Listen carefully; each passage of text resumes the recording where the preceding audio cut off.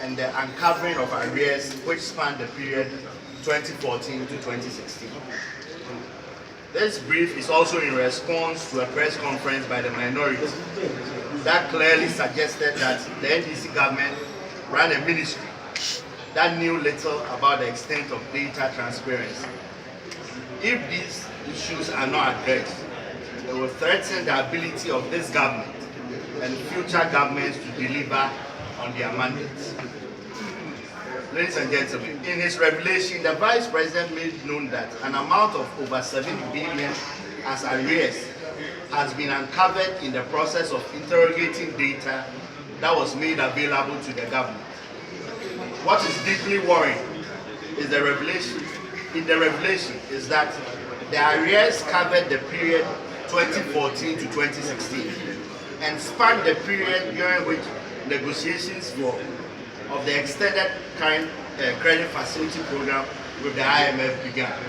You will recall that the program with the IMF started in April of 2015, and we are uncovering arrears which spanned 2014 to 2016. On the face of the reality that the arrears dates back to 2014, then it would suggest that when the previous administration entered into negotiations with the IMF, full disclosure of data was not made available to the fund. Again, on account that arrears for 2015 and 2016 were also not fully disclosed, then it raises further questions on the integrity of data that we have been churning out over the past 8 years. Now, the implications for the deficit for 2016.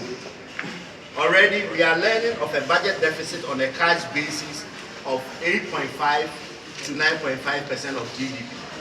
Now, the deficit projected for 2016 is hovering around 8.5 to 9.5% of GDP. This is data that has been supplied by the Bank of Ghana and the Ministry of Finance. These new uncovered arrears could put the overall budget deficit at 10 to 11% of GDP. Now, let's put this in perspective. For an economy like ours, with a size of $41.5 billion, the current deficit numbers show that in 2016 alone, our expenditures far outweighed our revenues by as much as $4 billion. Who financed these expenditures? Is it the Bank of Ghana through the banks, or is it from the $250 million that was provided to UBA Bank? Ladies and gentlemen, didn't President Mahama keep reminding us that his government was not going to overblow the deficit in the election year? How did this humongous deficit arise in spite of declarations to the contrary? What were staff at the Finance Ministry doing all this while? Now, the minority's reaction. In a response that could best be described as pathetic, the minority in Parliament sought to explain that the 7 billion of expenditures uncovered was due to reforms being undertaken on government contracts and expenditures, which is part of the gov't project. So clearly, there's admission by the minority that the 7 billion cedis expenditure, which had been kept out of the purview of the books of government, constitutes rare expenditures that have been undertaken.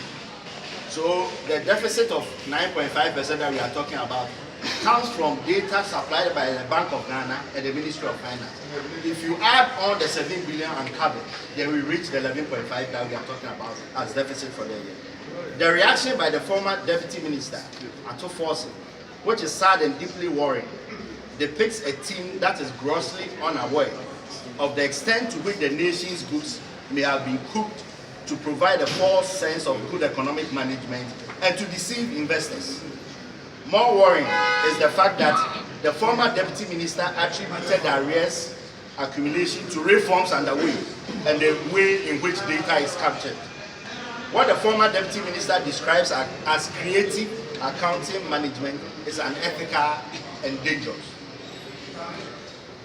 The role of the IMF. We are of the view that given that the implementation of the Extended Credit Facility Program is still underway, the IMF stands in a better position to make some of these issues clear.